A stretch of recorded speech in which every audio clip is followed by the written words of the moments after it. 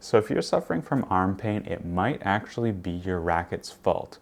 But don't worry, you don't need to buy a new racket. I've got a couple of really easy fixes to help you feel better on the court.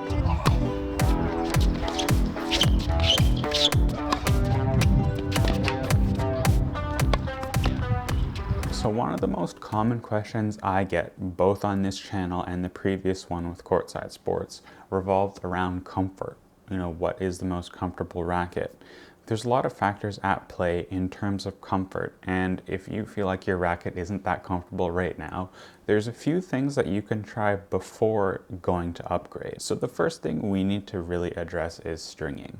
A lot of people out there are just playing with old strings. What happens to your strings is they'll lose elasticity over time. Think of an elastic band. Once it gets old and dries out, it becomes crusty and doesn't stretch as much as it used to. The same thing is going to happen with your strings. On impact, the ball will hit the strings, and instead of stretching and shooting the ball back into the court like they should, it will be a very brittle and solid impact. Those strings won't stretch, and that shot can be transferred directly into your wrist, your elbow, and the rest of your body. That is one of the big causes for discomfort. So what I would recommend is just start getting your racket strung more often. Some people say it should be based on the time you actually spend on court, but strings can go bad just sitting in your racket as well. I would try to get them done around every 40 hours of play, but I probably wouldn't leave them in your racket for any longer than 3 months. The next thing you can do is go for a softer string. Now this of course really depends on what your starting place is. So many players out there are using polyester, and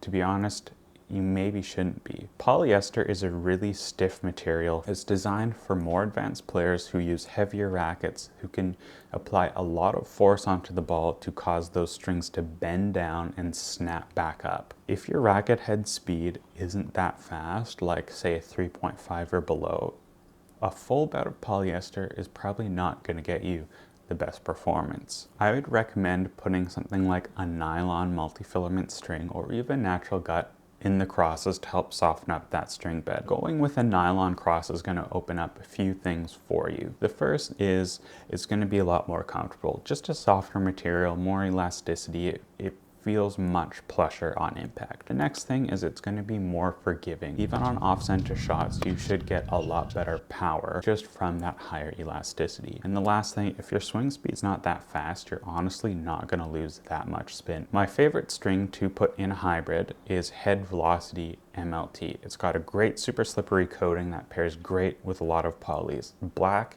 is probably the slipperiest, and that's the one that I would recommend. Now, if you're already using a hybrid, I would just recommend going with a full bed of nylon.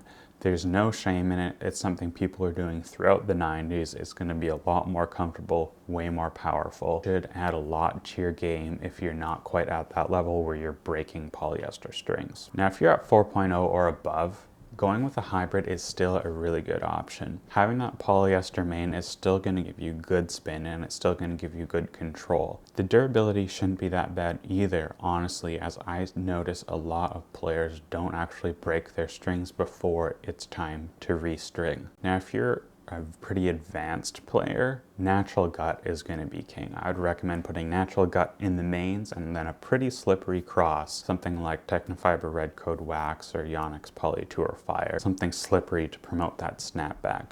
The gut will snap back and you should still get a lot of spin. If price is a concern though, I really like Babolat VS Tonic in the 15L gauge. I actually found that lasted pretty long in my racket, so long as I kept it away from moisture. The manufacturing of gut nowadays is quite reliable, and I don't see a lot of premature breakages from those who are just conscientious with their racket. Try to keep your dirty shoes away from the string bed and you should be all good to go, honestly. I got good month of playability out of that 15L main, and it felt great the whole time. Lots of comfort and tons of resiliency throughout the life of the string bed. So if you've exhausted almost all of your options for string and you're not sure what to do next, I recommend looking at a company called VT Advantec.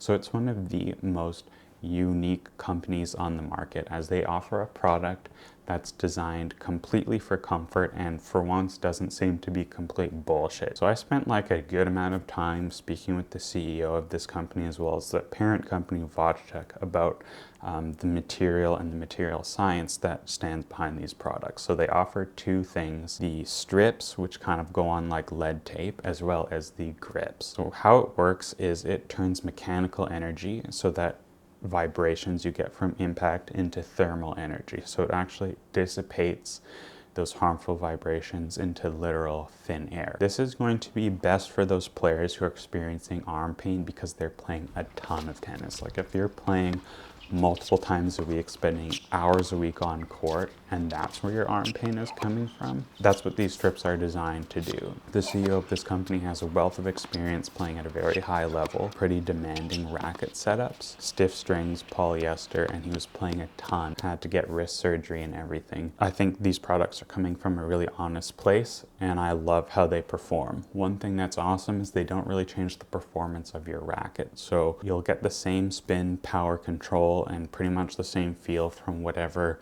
racket and string setup you're currently using, but there's some vibration filtration that happens and it's just a little bit more comfortable, a little bit more solid feeling, and you won't get that more hollow, pingy aspect. I use their leather grips pretty much exclusively on all of my rackets. Now the last thing is going to have the biggest effect on performance, and that's going to be adding weight to your racket.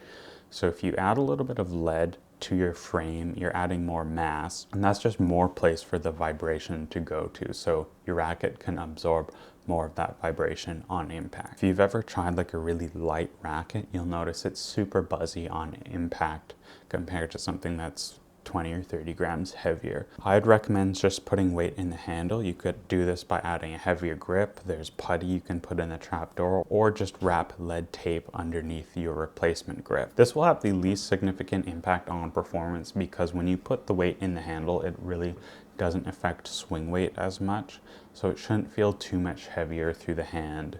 But over time, over the course of your hitting session, that's where you might notice that extra weight. Start with adding 5 grams and kind of go from there. So in the comments, I'd love to hear how these have worked out for you and other solutions you've found for finding more comfortable rackets. Of course, if none of these work, it's probably your technique's fault and you should just go and get a lesson from a professional coach, or give up and switch to a Wilson Clash. If this video was helpful, leave a like, and if you want to know more about how you can get the most out of your racket, this is the video for you. Have you ever been in this place where it just feels like your tennis racket is letting you down on every other shot? Well, I've been there, and so has Rafa, Roger, and Novak. So in today's video, we're going to take a look at how you can get the most out of your tennis racket.